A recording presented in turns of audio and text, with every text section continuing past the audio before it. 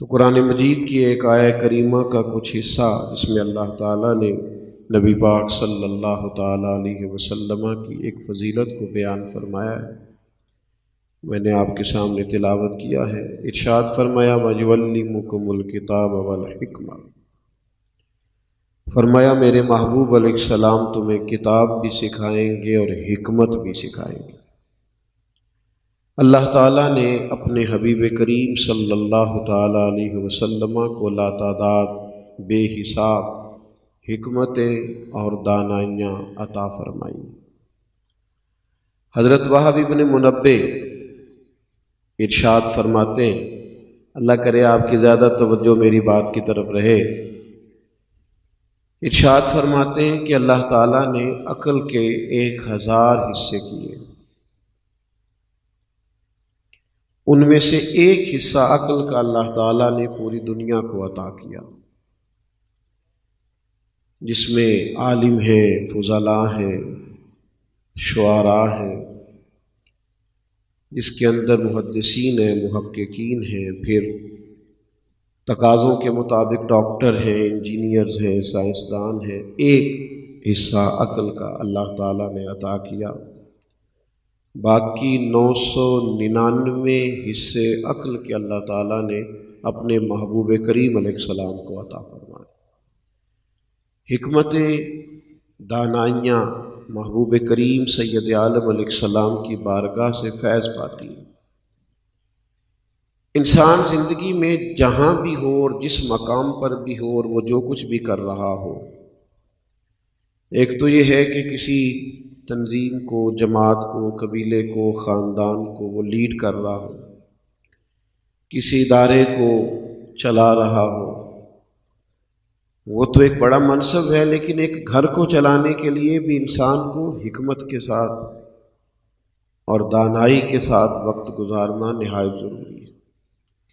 نبی پاک صلی اللہ تعالیٰ علیہ وسلم نے ارشاد فرمایا ہے، یہ جو حکمت ہے یہ مومن کی گمشدہ میراث ہے، وراثت مومن کی ہے، دانائی مومن کی میراث ہے۔ تمہیں جہاں سے دانائی ملے اسے ضرور لے لیا کرو، اور کسی بھی منصب پر ہم فائز ہو جائیں، کہیں بھی پہنچ جائیں، نادان آدمی کی سب سے بڑی علامت ہمارے علماء نے لکھی ہے کہ جس کو گمان ہونے لگ جائے نا کہ اب میں سمجھدار ہو گیا ہوں، اور اگر یہ گمان ہو کہ کئی لوگوں سے زیادہ سمجھدار ہو گیا ہوں، تو اس کا مطلب ہے کہ ابھی اس کی سیکھنے کی منزل ہے، ابھی اس رستے کا مسافر ہے جس رستے پر سیکھا جاتا ہے۔ دانائی، تدبر۔ بہت سارے لوگ یہ کہتے ہیں کہ میں چونکہ سچ بولتا ہوں اور میں دو ٹوک ہوں لہٰذا میں کڑوا ہوں۔ یاد رکھیے گا دنیا کی سب سے بڑی سچائی یہ ہے کہ اللہ قادر مطلق ہے، وحدہ لا شریک ہے، لیکن اس سچ کو بولنے کے لیے بھی قرآن مجید نے کہا حکمت کی ضرورت ہے۔ یعنی جو سب سے بڑا سچ ہے کہ اللہ خالق ہے، مالک ہے، رازق ہے، اللہ کی طرف لوگوں کو بلایا جائے، اس کے بارے میں بھی فرمایا ادعو الی سبیل ربک بالحکمہ۔ جب تم لوگوں کو اللہ کی طرف دعوت دو تو حکمت کے ساتھ دعوت دو۔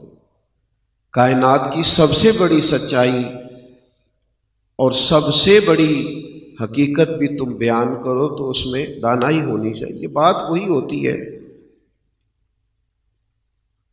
عنوان بعض اوقات ایک ہی ہوتا ہے، لیکن کچھ لوگ زندگی میں حکمت کا دامن چھوڑ دیتے ہیں، جذباتی ہو جاتے ہیں، جذباتی لوگوں کے ساتھ بیٹھتے ہیں، صحیح فیصلے نہیں کر پاتے، بعض جگہ پر کمزور پڑ جاتے ہیں، اور بعض جگہ پر ایسا بھی ہوتا ہے کہ صحیح رستے پہ جاتے جاتے وہ کچھ ایسی باتوں پر جذباتی ہو جاتے ہیں جس کی وجہ سے ان کے درست فیصلے بھی غلط رستہ اختیار کر لیتے ہیں۔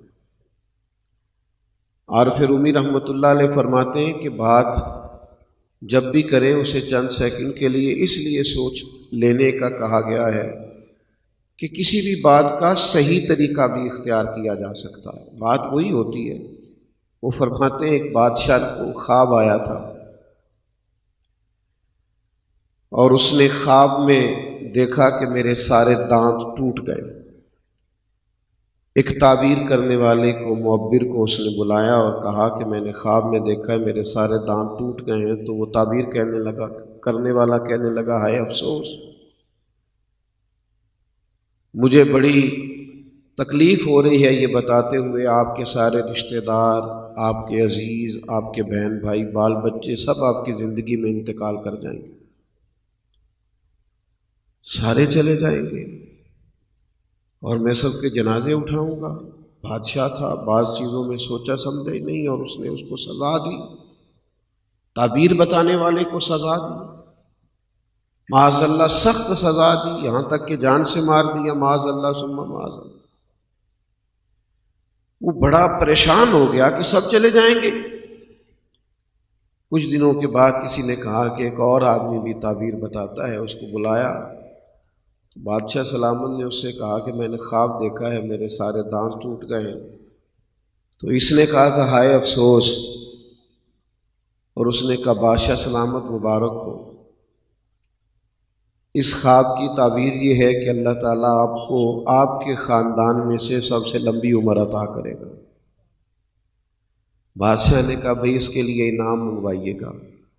کیا خوبصورت آدمی ہے اور کیا خوبصورت بات کی ہے۔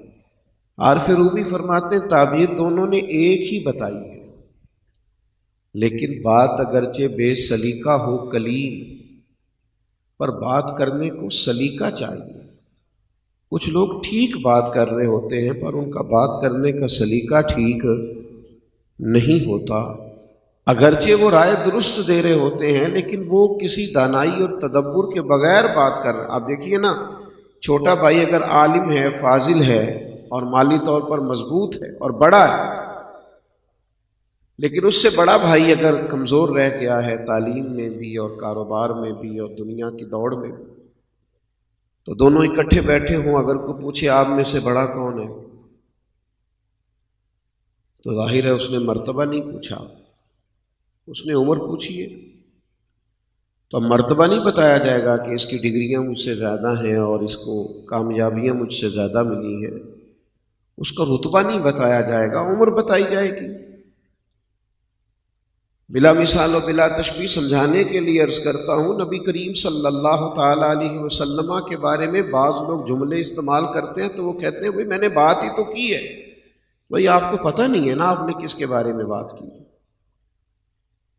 سرکار کے بارے میں بات کرتے ہوئے آپ وہ جملے استعمال نہیں کریں گے جو عام لوگوں کے لیے کیے جاتے ہیں۔ حضور سید عالم علیہ السلام کے چچا ہیں حضرت عباس رضی اللہ تعالیٰ عنہ، تو ایک شخص نے جناب عباس رضی اللہ تعالیٰ عنہ سے یہ سوال پوچھا کہ آپ بڑے ہیں یا نبی کریم علیہ السلام؟ تو سوال پوچھنے والا مرتبہ نہیں پوچھ رہا، اس لیے کہ وہ جانتا ہے کہ حضور سید الانبیاء ہیں اور مرتبے میں سرکار ہی بڑے ہیں، اس نے ظاہر عمر ہی پوچھی ہے۔ سوال کا مطلب ہی یہ آپ بڑے ہیں یا نبی کریم علیہ السلام، لیکن بات کرنے کو سلیقہ چاہیے۔ اس نے عمر ہی پوچھی تھی اور عمر ہی کا وہ سوال کر رہا تھا، پر حضرت عباس نے جو جواب دیا وہ نکھرا بھی تھا، تازہ بھی تھا، باوضو بھی تھا، شان رسالت کا احترام بھی کرتا تھا، حضور علیہ السلام کی محبت اور غلامی میں ڈوبا ہوا بھی تھا۔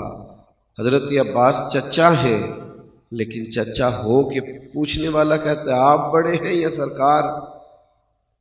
تو اس شخص سے فرمانے لگے بڑے تو سرکار ہی ہیں، بس پیدا پہلے میں ہوا تھا، پیدا پہلے میں ہوا تھا۔ بات کو اگر سلیقے سے کیا جائے، دانائی سے کیا جائے، حکمت سے کیا جائے، بعض اوقات زندگی میں کچھ مواقع ایسے بھی آ جاتے ہیں کہ کچھ لوگوں کے ذہنوں پر سوال کھڑے ہو جاتے ہیں، وہ سوال پوچھنا چاہتے ہیں۔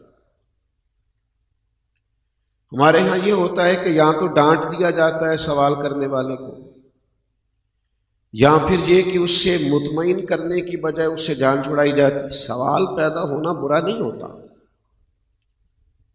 اس کا جواب نہ ہونا یہ خطرناک ہوتا ہے۔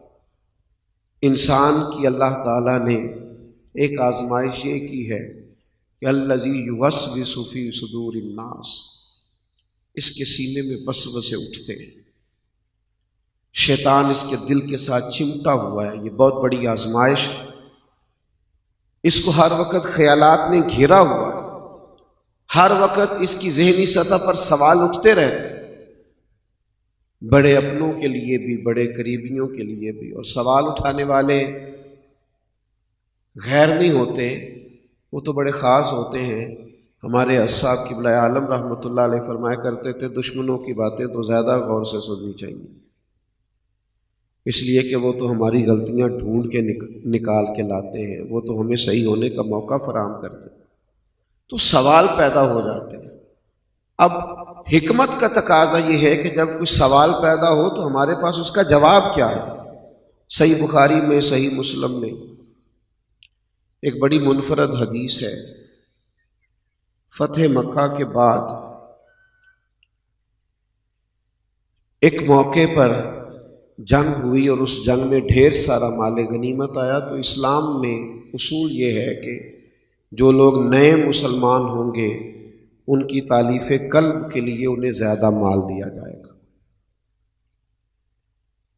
تو اہلیان مکہ میں سے جو لوگ نئے مسلمان ہوئے تھے، نبی کریم علیہ السلام نے انہیں کچھ زیادہ عطا کیا۔ انصار مدینہ میں سے ایک آدھ نوجوان نے یہ کہا کہ یہ جو کرم نوازی اہلیان مکہ پہ ہو رہی ہے نا، اس کی وجہ یہ ہے کہ یہ سرکار کے قریبی ہیں، اس قربت کی بنیاد پر ان پر رحمت زیادہ ہے۔ لیکن یہ بھی ہے کہ ہماری تو تلواروں سے ابھی بھی خون ٹپک رہا ہے جو ان مکے والوں سے ہم نے لڑائیاں کی۔ تو یہ بات چلتے چلتے سرکار تک پہنچ گئی۔ تو اس کے جواب میں محبوب نے ڈانٹا نہیں بلکہ بلایا اور خیمے میں بٹھا لیا۔ آپ کی زیادہ توجہ چاہوں گا اپنی بات پر۔ کریم نے صرف انصار مدینہ کو بلایا اور فرمایا، مدینے والوں تم کہہ سکتے ہو کہ یا رسول اللہ مکے والوں نے تو تکلیف دی تھی، ہم نے اپنی خدمات پیش کی اور غلامی کے لیے ہم حاضر ہوئے۔ تو اہلیان مکہ کی اہلیان مدینہ کی تو پہلی بات سن کر ہی آنکھوں میں آنسو آئے، نہیں یا رسول اللہ، اللہ رسول کا یہ احسان ہے۔ کہا تم کہہ سکتے ہو کہ یا رسول اللہ یہ تو بدر و احد میں تلواریں لے کے آئے تھے اور ہم تھے جنہوں نے جانوں کے نذرانے پیش کیے۔ وہ رو رہے تڑپ رہے، یا رسول اللہ نہیں، آپ ہی کا احسان۔ ماحول اس طرح کا بن گیا کہ ہر آنکھ اشک بار ہے اور ہر طرف آنسوؤں کا وضو ہے، ہر طرف محبت رسول صلی اللہ تعالی علیہ وسلم کے جذبے وارفتگی ہے، شوق۔ یا رسول اللہ وہ ایک آدھ جذباتی نوجوان نے ایسی بات کر دی۔ اب صحابہ فرماتے اس سوال کا جو جواب حضور نے دیا، آج بھی کبھی بخاری مسلم کے ہم یہ صفحات پڑھتے ہیں تو روح وجد کرتی ہے۔ کریم نے اس سوال کا جو جواب دیا وہ بڑا انفرادی ہے۔ انہوں نے سوال کیا تھا کہ مکے والوں پر مہربانی زیادہ ہوئی ہے، مال ان کو زیادہ ملا ہے۔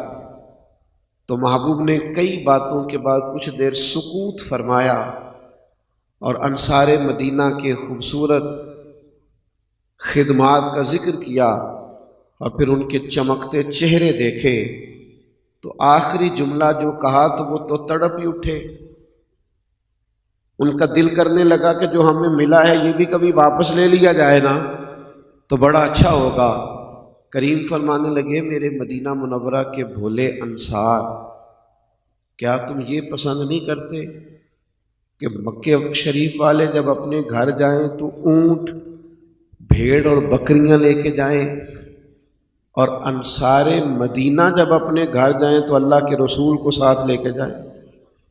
کیا تم یہ پسند نہیں کرتے کہ تم جب جاؤ تو رسول رحمت تمہارے ساتھ ہو؟ اب تو حالت غیر ہو گئی۔ اب تو وہ کہنے لگے، ان کے دل بولنے لگے، ان کی روحیں گویا کہنے لگی کہ جو ہمیں ملا ہے کبھی یہ بھی نہ ملے، تو یہ ہمارے لیے سب سے بڑی سعادت ہے کہ کریم نے فرمایا تم یہ پسند نہیں کرتے کہ میں تمہارے ساتھ جا رہا ہوں۔ تو عزیز دوستو، ذہنوں پر سوال تو اٹھتے ہیں، بعض اوقات بعض جگہوں پر بعض چیزیں جنم تو لیتی ہیں، لیکن جب اپنوں کے ذہنوں میں کسی وقت کو خیال آئے تو اس کا جواب خوبصورت ہو، انداز خوبصورت ہو۔ نئی نسل اگر ہمارے سامنے کوئی سوال رکھے تو اس پر خوبصورتی ہو، دانائی ہو، حکمت ہو، اور پھر نبی کریم صلی اللہ تعالی علیہ وسلم کا انداز ہمیشہ حکیمانہ رہا۔ آپ کو پتہ ہے شیخ سعدی رحمۃ اللہ علیہ فرماتے ہیں اس شخص سے اللہ بڑا راضی ہوتا ہے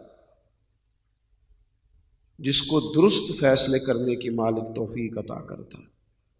اور یہ کس کو ملتی ہے؟ یا ایھا الذین آمنوا ان تتقوا اللہ یجعل لکم فرقان،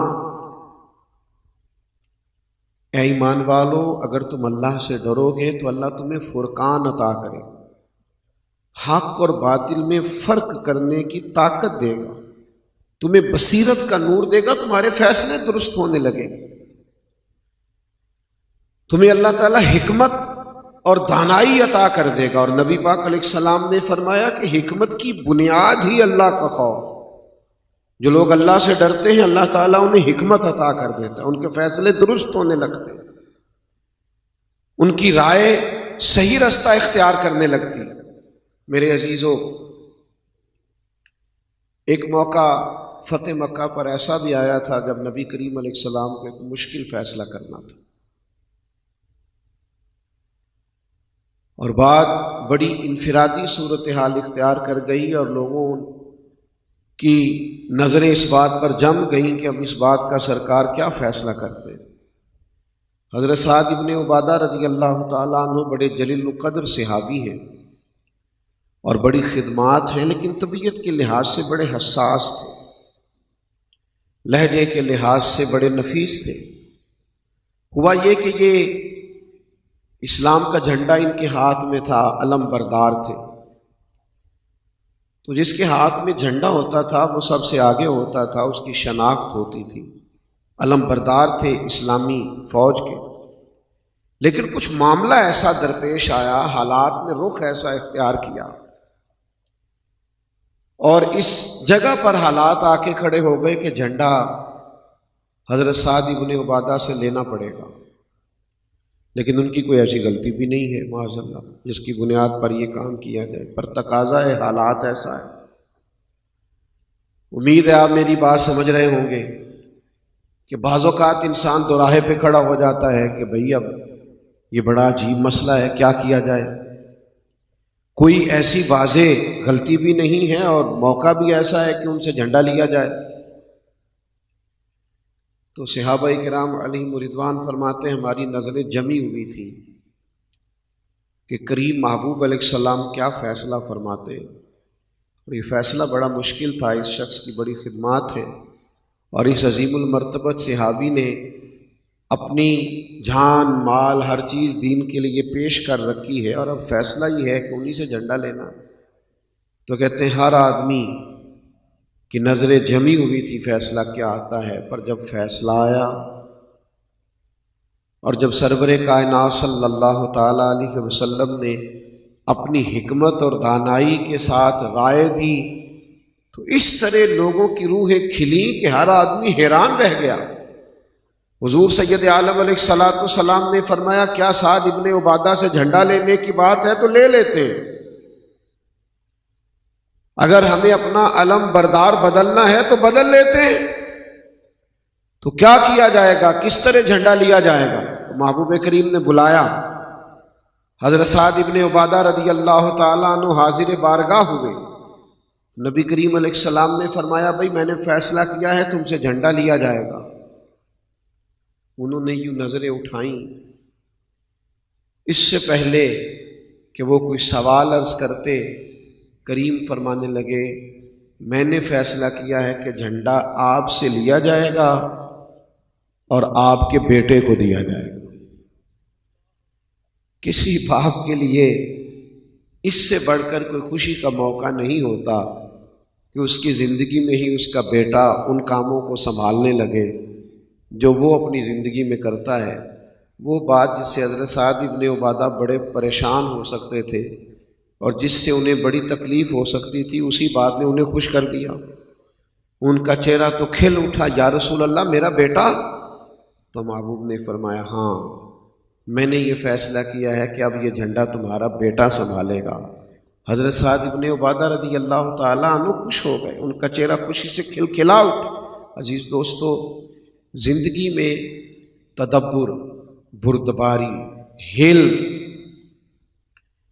اور ٹھہراؤ اور تھوڑا چیزوں کو دیکھنا اور تھوڑا سامنے والے کے مقام پر بیٹھ کر سوچنا اور تھوڑا کچھ دیر کے لیے رکنا اور انسانوں کو موقع دینا اور لوگوں کو سنبھلنے کا ٹائم دینا، ہمارے ہاں جذباتی فیصلوں نے، جذباتی رائے نے، چھوٹی چھوٹی باتوں کے اختلاف رائے کی وجہ سے بڑی بڑی باتوں کے ہو جانے نے بہت ساری محبتوں کو دور کر دیا، بہت ساری چیزیں بٹنے لگ گئی، بہت سارے قریبی لوگ دور ہٹنے لگ گئے۔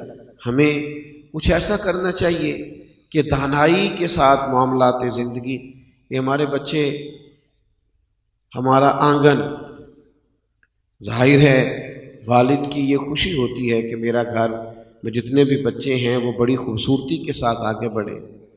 یہاں بھی نبی کریم علیہ السلام نے دانائی کا کہا۔ انسان کا اپنے دل پر قابو نہیں ہوتا، کئی دفعہ کسی بچے سے زیادہ محبت ہو جاتی ہے، زیادہ پیار ہو جاتا ہے، وہ لائق ہے، وہ سمجھدار ہے، وہ پڑھائی میں تیز ہے، وہ فرما برداری میں آگے ہے، لیکن اللہ کے حبیب علیہ السلام نے اولاد میں عدل کرنے کا کہا۔ جب ایک صحابی نے اپنے لائق اور فرما بردار بیٹے کو گھوڑا خرید کے دیا اور عرض کی کہ یا رسول اللہ میں نے اسے گھوڑا خرید کے دیا ہے، تو محبوب نے فرمایا دوسرے والے کو بھی دیا ہے؟ نہیں یا رسول اللہ اسی کو دیا ہے۔ تو فرمایا پھر اللہ سے ڈریں اور اپنی اولاد میں انصاف کریں، پھر دوسرے کو بھی آپ نے کوئی ایسا کام نہ کریں جس سے تفریق پیدا ہو، جو دانائی کے خلاف ہو، حکمت کے خلاف۔ معاملہ فہمی، ٹھہراؤ، یہ تو اسلام کا حسن ہے، یہ تو خوبصورتی ہے، لیکن میرے دوستو اس کی ہر دور میں ضرورت ہوتی ہے، ہر وقت ضرورت ہوتی ہے، ہر ٹائم پہ ضرورت ہوتی ہے۔ اور وہ چونکہ ہمارے ہاں بعض لوگ طے کر لیتے ہیں کہ سب سے زیادہ سمجھدار میں ہی ہوں، چونکہ چار پانچ لوگ جو ہوتے ہیں وہ ان کی بات میں بیچارے ان کا جی کرنا مجبوری ہوتا ہے، تو وہ 10-12 لوگوں نے جی کر دی، چاہے مروت میں کر دی، تو ان کو سچ مچ سمجھ میں آ جاتا ہے کہ میں شاید وہ سمجھدار آدمی ہوں، اور اس غلط فہمی کی وجہ سے کئی دفعہ وہ کئی غلط فیصلے کر بیٹھتے ہیں۔ اگر تدبر، حکمت، دانائی اس کو سمجھا جائے، حدیبیہ کے موقع پر نبی کریم علیہ السلام کے ساتھ 1400-1500 صحابہ ہیں اور سب نے احرام باندھ رکھے۔ اب یہ کہ قریش نے روک لیا ہے اور فیصلہ یہ ہوا ہے کہ یہ احرام کھول دیے جائیں گے اور واپس جایا جائے گا۔ یہاں تو بھئی فلائٹ لیٹ ہو جاتی ہے تو لوگ تکلیف میں کا شکار ہو جاتے ہیں، اور اعصاب شکن لوگوں کے جذبات ہوتے ہیں کہ یہ اب احرام باندھا ہوا ہے اور اس کو کھولیں گے اور اب واپس جائیں گے، تو ہر آدمی سوال کھڑا کرے گا کہ آپ واپس لوٹ آئے اور آپ تو گئے تھے اور آپ مل کے گئے تھے، اور یہ تو بار بار ہر آدمی کو سوال کا جب مشکل کام ہے۔ آپ مشورہ جب کرتے ہیں نا تو مشورے میں بعض اوقات اس آدمی کی بات بھی قبول کر لی جائے، غور کر لیا جائے، اس کے بارے میں شاید آپ کا خیال یہ ہے کہ میں اس سے زیادہ سمجھدار ہوں، لیکن اللہ تعالیٰ کس وقت کس کے دل میں کوئی بات ڈال دے۔ سرکار کو اللہ تعالیٰ نے سب سے زیادہ عقل عطا فرمائی، لیکن جب کریم نے فرمایا نا صحابہ سے کہ احرام کھول دو، مشکل تھا، تڑپ رہے تھے جذبات حرم مکہ کو دیکھنے کے لیے۔ جو لوگ سالوں کے بعد جائیں یا خدا نخواستہ کسی پابندی کے بعد جائیں یا کسی مجبوری کے بعد جائیں اور سالوں کے بعد بیت اللہ کو دیکھیں، ان کی کیفیت کیا ہوگی؟ یہ سالوں کے بعد لوٹ رہے تھے، تو تلاطم تھا جذبات کے اندر۔ تو اب احرام کھولنا، سرکار نے اشارتاً کہہ تو دیا احرام کھول دو، لیکن وہ اٹھ رہے تھے اور ان کا ماحول اور ان کی وہ تڑپ، تو محبوب اپنے خیمے میں گئے تو ام المومنین جناب صفیہ رضی اللہ تعالی عنہ، ام المومنین ایک تشریف فرما تھیں، تو سرکار نے ان سے فرمایا میں نے ان سے کہا ہے احرام کھول دو، لیکن بعض لوگ بیچارے اس طلب اور تڑپ میں ہیں بیت اللہ شریف جانے کی۔ تو انہوں نے عرض کی یا رسول اللہ اگر اجازت دیں تو ایک چھوٹی سی بات عرض کروں؟ تو کریم نے فرمایا کہیے۔ تو جناب صفیہ ام المومنین عرض کرنے لگی یا رسول اللہ صلی اللہ تعالی علیہ وسلم، اگر آپ ان کے سامنے احرام کھول دیں گے نا تو حضور یہ غلام آپ کی ہر ادا پہ جان دینے کو تیار ہے، چونکہ آپ نے ابھی احرام باندھا ہے۔ محبوب آپ کا احرام جب یہ آپ کو سلے ہوئے کپڑے پہنے دیکھیں گے، کچھ نہیں کہا میرے کریم نے، باہر جا کے دوبارہ ارشاد نہیں فرمایا، بس محبوب کپڑے پہن کر باہر تشریف لے گئے۔ تو جیسے ہی محبوب کو لباس بدلے ہوئے دیکھا، سب نے لباس بدل لیے۔ ہم نے نہ کبھی قطرے پہ غور کیا اور نہ دریا دیکھا، بس جہاں تیری جھلک دیکھی وہیں ڈوب گئے۔ دوستو، دانائی، حکمت، معاملہ فہمی، اس سے اپنی چیزوں کو لے کے دیکھیے، زندگی میں ہمیشہ کامیاب ہونا بھی کوئی کمال نہیں ہے۔ کسی موقع پر جب انسان کو خدا نخواستہ کہیں ناکامی ہوتی ہے تو وہ بھی اسے سیکھنے کا موقع دیتی ہے۔ حضرت رومی رحمت، بس میں اپنی بات سمیٹنے لگا ہوں، توجہ فرمائیے گا۔ حضرت رومی فرماتے ہیں کہ جب آپ کو زندگی میں کہیں ناکامی ہوتی ہے تو اللہ آپ کو موقع دیتا ہے کہ آپ اپنی غلطیوں کو چنیں، آپ تلاش کریں کہ کہاں کہاں مجھ سے سستی ہوئی، غفلت ہوئی، دیر ہوئی، کہاں کہاں میں فعال نہیں تھا تو یہ حالات ہوئے۔ لیکن جذباتی نہ ہو، شدت طبیعت میں پیدا نہ ہو، بڑی جلدی ہاتھ پیر نہ پھولنے لگے، انزائٹی، ڈپریشن، ٹینشن اور لا یعنی اور بے معنی باتیں، اور ابھی کچھ ہوا ہی نہیں لیکن لوگ ساری باتیں کہہ دیتے ہیں اور آخری حد تک سوچنے کو پہنچ جاتے ہیں ہم اللہ کے بندے ہیں، نبی کریم علیہ السلام کے غلام ہیں، اچھی امیدیں، اچھی خواہشات، خوبصورت جذبات اور لوگوں کے بارے میں اچھا گمان اور اچھی رائے اور دوسروں کو قبول کرنے کے لیے اچھا جذبہ، یہ کشادہ روی کو پیدا کرتا ہے۔ انسان کے لیے سفر کرنا آسان ہو جاتا ہے، زندگی میں اسے اللہ کی بنائی ہوئی مخلوق خوبصورت لگنے لگتی ہے۔ کبھی تدبر کا دامن نہ چھوڑیں، ہر موقع پر، ہر ٹائم حکمت کا، دانائی کا مظاہرہ کرنا، ہاں مشورہ کرنے کے لیے ضرور سمجھدار لوگوں کا انتخاب کریں۔ حضرت مولا علی شیر خدا رضی اللہ تعالیٰ عنہ نے امام حسن رضی اللہ تعالیٰ عنہ سے فرمایا تھا بیٹا 3 لوگوں سے کبھی مشورہ نہیں کرنا۔ ایک تو بزدل آدمی سے کبھی مشورہ نہیں کرنا، اس لیے کہ جو خود بزدل ہوتا ہے وہ تمہیں کبھی بہادر نہیں کرے گا۔ اور دوسرا فرمایا جو آدمی حریص ہو، لالچی ہو، اس کا دل آزاد نہیں ہوتا، وہ بیچارہ ہر وقت لالچ کے پھندے میں پھنسا ہوا ہوتا ہے، اس سے مشورہ نہیں کرنا۔ اور تیسرا فرمایا بخیل سے مشورہ نہیں کرنا، اس لیے کہ جس کا دل بڑا نہیں ہوتا اس کا ذہن بھی بڑا نہیں ہوتا۔ ایسے لوگوں سے مشورہ نہ کرنا، باقی مشاورت کرنا تمہیں کوئی خیر والا آدمی اگر مل جائے۔ انسان جیسے جیسے بے مقصد وقت گزارتا ہے نا، اپنے آپ سے اکتانا شروع کر دیتا ہے۔ پھر بڑے بڑے لوگوں نے، فلسفی تھے، پڑھے لکھے تھے، دنیاوی ڈگریاں رکھتے تھے، انہوں نے ڈھونڈنا شروع کیا ہم کون ہیں، کہاں سے آئے ہیں، کس لیے آئے ہیں، اپنے خالق کا پتہ، اپنے مالک کی پہچان۔ اس مقصد کے لیے لوگوں نے زندگیاں کھپا دیں، لیکن جب لوگوں کو اس ہستی کا پتہ نہ چلے، نشانیاں تو سمجھ میں آئیں لیکن وہ رسائی نہ حاصل کر سکیں کہ ہمارا خالق، ہمارا مالک، ہمارا رازق کون ہے، تو بڑی سخت مشکل میں آ جاتا ہے انسان۔ آپ دیکھیے یورپ کے اندر الحاد بڑھ گیا ہے، اور اپنی تسکین کے لیے بظاہر وہ لوگ بڑی بڑی ڈگریاں رکھتے ہیں، دولت بھی کمال ہی ہے، مالی طور پر تکلیف فرمائیے،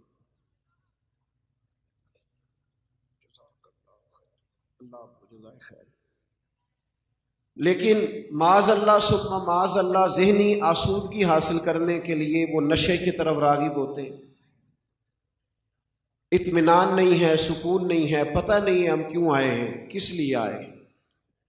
اللہ تبارک و تعالی نے اپنا فضل کیا اور ہمیں اپنے محبوب عطا فرمائے، اور ارشاد فرمایا کہ یا ایھا الناس قد جاءکم برہان من ربکم، فرمایا اے لوگو تمہارے پاس میرے جو محبوب آئے ہیں تو یہ اپنے رب کی دلیل بن کے آئے۔ نبی کریم صلی اللہ تعالی علیہ وآلہ وسلم کی ذات وہ کامل، مکمل اور اکمل برہان ہے اللہ کی ذات کی، کہ اب جو بھی معرفت الہی پانا چاہے گا، جو بھی اللہ تک پہنچنا چاہے گا، جو اپنے خالق کو، مالک کو، رازق کو پہچاننا چاہے گا، اس کے پاس صرف اور صرف ایک ہی ذریعہ ہے کہ وہ دروازہ مصطفیٰ تک جائے۔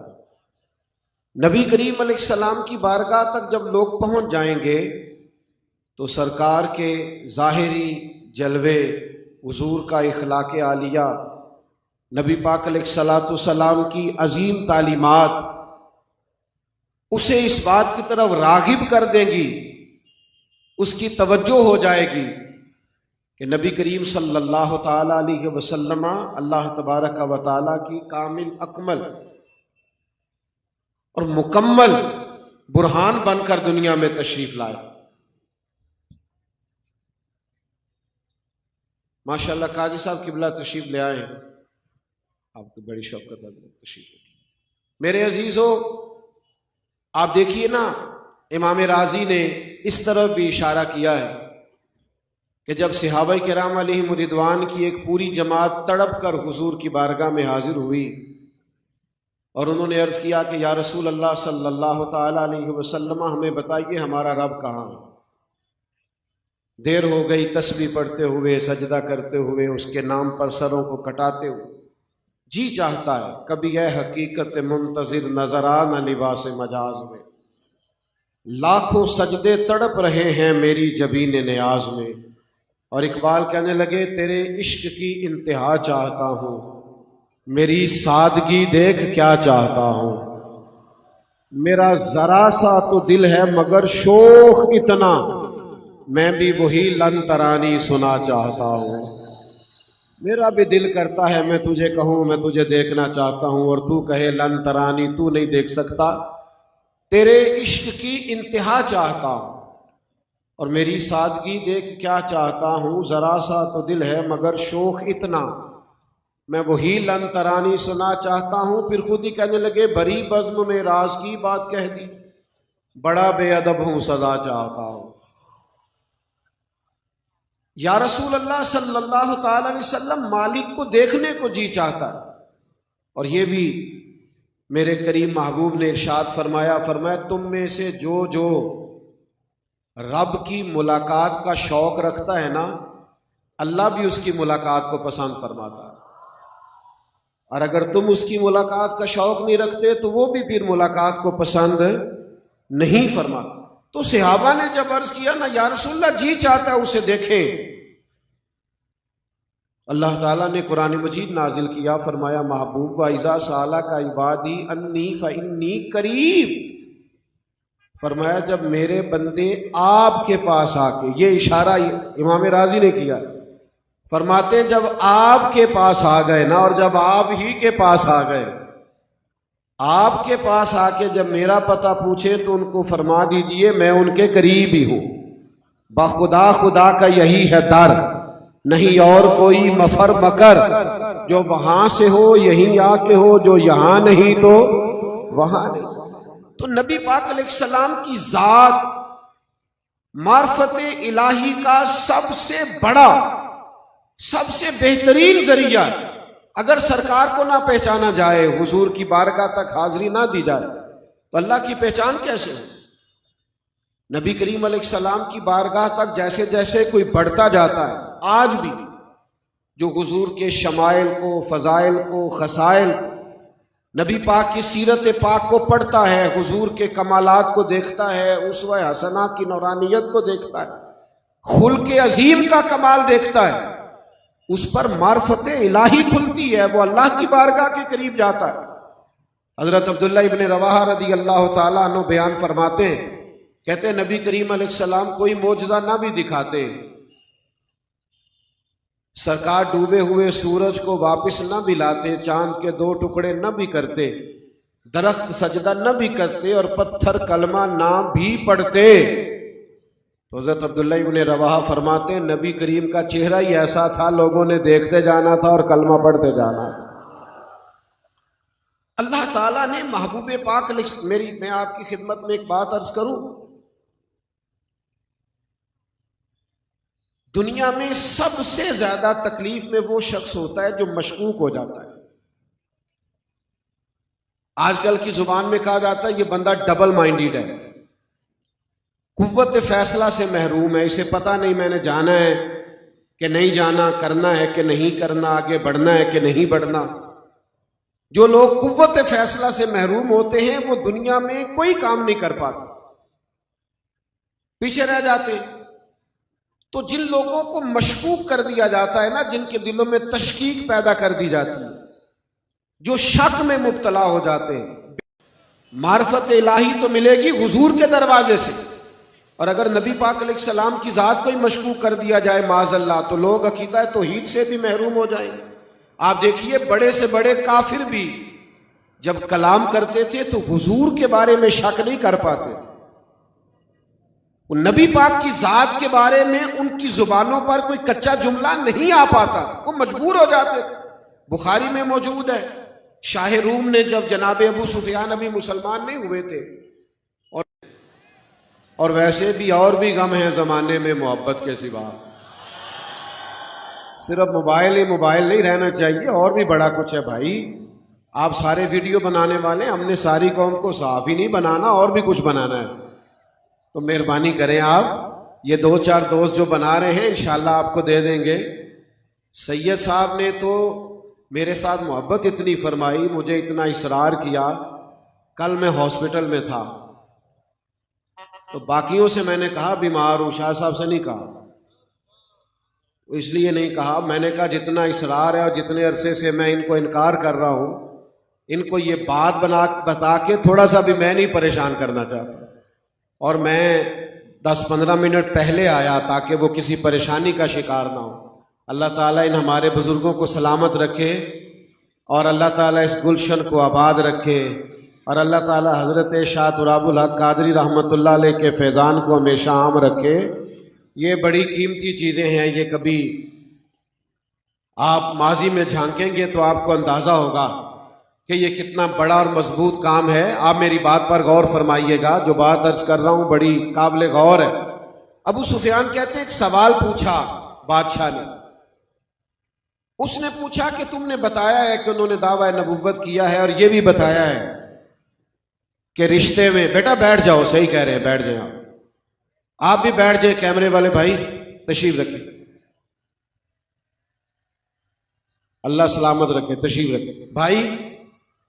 ابو سفیان کہتے ہیں ایک سوال یہ پوچھا بادشاہ نے مجھ سے، کئی سوالات ہوئے، یہ زیادہ غور کرنا ذرا۔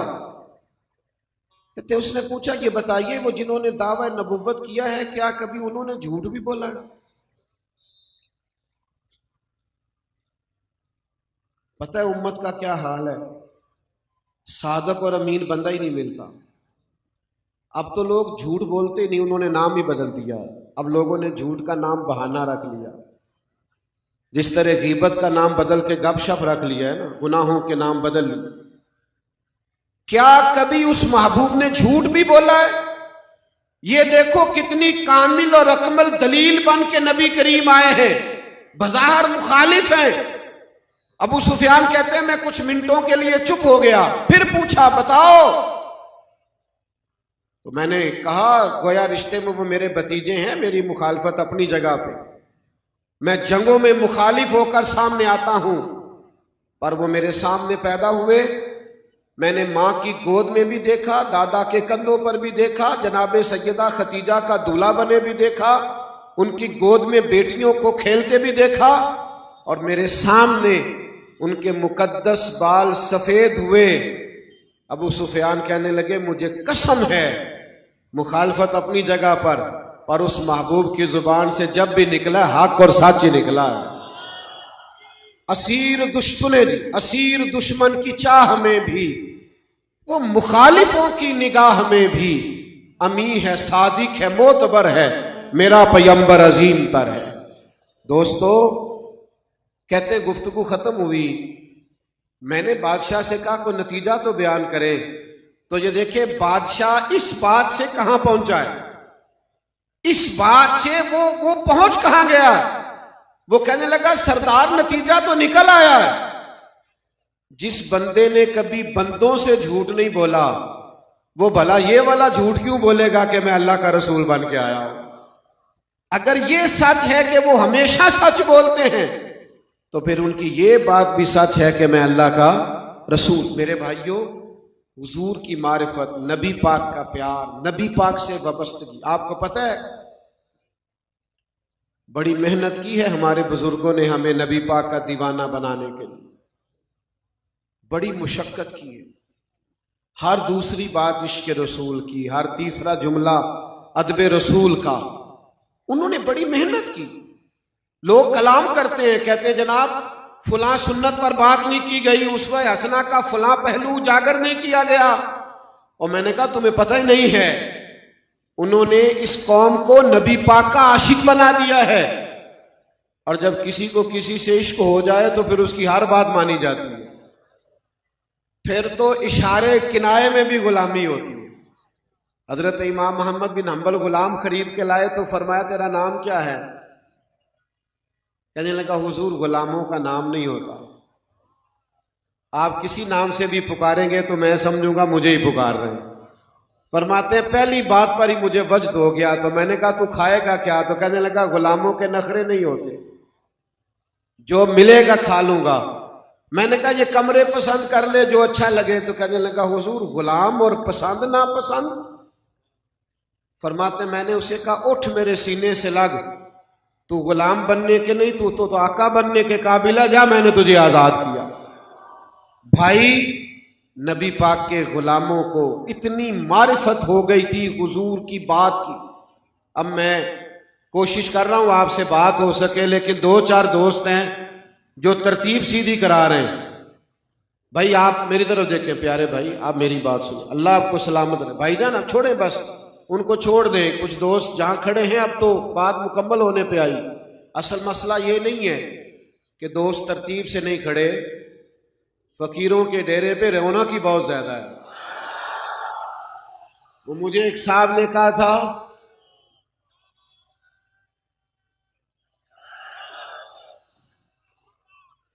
دیکھیں نا رونق کی بڑی ہے، وہ دیکھیں تا حد نگاہ تک لوگ ہی لوگ ہیں، تو اقلیتوں کو سنبھالا جا سکتا ہے، اکثریتیں اتنی جلدی جمع کرنا مشکل کام ہے۔ ارے میں گسارو سویرے سویرے، خرابات کے گرد پھیرے بپھیرے، کبھی اس طرف بھی گزر کر تو دیکھو بڑی رونقیں ہیں فقیروں کے ڈیرے۔ یہ رونق کی بڑی لگی ہوئی ہے تو کیسے کنٹرول کیا جائے؟ بہرحال آپ چھوڑ دیں جی، یہ چپ کرانے والے چپ کر دیں، سنیں بس بات سنیں، آپ چھوڑیں، آپ میری طرف دیکھیں۔ بھائی نبی پاک علیہ السلام سے جب پیار ہو گیا نا صحابہ کو، وہ سمجھ گئے، تو پھر تو حال یہ تھا کہ حضرت سعید رضی اللہ تعالیٰ عنہ نماز پڑھ رہے ہیں، تو سرکار نے آواز دی، تو کہتے ہیں میں جلدی سے نماز مکمل کر کے حاضر ہوا، جامع ترمذی میں موجود ہے۔ سرکار نے فرمایا بلایا تو آئے نہیں، عرض کی یا رسول اللہ نماز پڑھ رہا تھا، تو فرمایا تم نے اللہ کا فرمان نہیں پڑھا جب رب رسول بلائے تو فوراً حاضر ہو جاؤ؟ نہیں، نماز چھوڑ کے آنا چاہیے تھا۔ علماء نے مسئلہ لکھا ہے کہ اگر کسی کو نبی کریم بلائیں تو وہ نماز چھوڑ کے آ جائے، اور جہاں سے چھوڑی تھی وہیں سے جا کے دوبارہ شروع کر لے، سجدہ سہو کی بھی ضرورت نہیں ہے، اس لیے کہ محبوب پاک کی بارگاہ تک پہنچنا ہی اللہ کی بارگاہ تک پہنچنا۔ حضور سے جب پیار ہو گیا، عشق ہو گیا، وارفتگی ہو گئی، پھر تو اشارے کنائے سے کیا ہوا سرکار کا حکم بھی صحابہ مانتے تھے۔ ابھی ہم آپ کو کہہ رہے ہیں نا ذرا بیٹھ جائیں، اور بار بار کوشش کر رہے ہیں کہ مجمع کنٹرول میں آئے، لیکن تعداد بہت زیادہ ہے۔ اسی طرح حضور خطبہ جمعہ ارشاد فرما رہے ہیں، کبھی کبھی کہنا پڑ جاتا ہے نا، ہمارے مجمع کی تو مثال نہیں دی جا سکتی، بلا مثال و بلا تشبیہ، وہ تو سرکار کا مجمع پاکیزہ۔ تو سرکار نے نا ایک صحابی کھڑے ہو گئے تو ان سے فرمایا بیٹھ جائیے، بیٹھ جائیے۔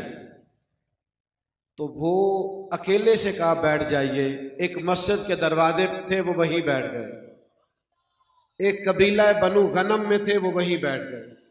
تکمیل نماز پر سرکار نے فرمایا آپ کہاں تھے، آپ کہاں تھے، آپ کہاں تھے؟ یا رسول اللہ وہ آپ کی آواز آئی تھی بیٹھ جاؤ تو بیٹھ گئے؟ فرمایا آپ سے تو کہا ہی نہیں، آپ سے تو کہا ہی نہیں، میں نے تو فلاں سے کہا تھا۔ یا رسول اللہ آپ نے نام تو نہیں نہ لیا، ہم نے نہ کبھی قطرے پہ غور کیا اور نہ دریا دیکھا، بس جہاں تیری جھلک دیکھی وہیں ڈوب گئے۔ شیر پنجابی کا ہے، اور آپ کو سمجھ آ گیا تو ٹھیک ہے، نہ بھی آیا تب بھی ٹھیک ہے۔ ایک درویش نے کہا تھا سانو قید سجن دا گہنا ہے، او جینج رکھے ایسا اونج رہنا ہے۔ دوستو، نبی کریم کی غلامی اختیار کرے۔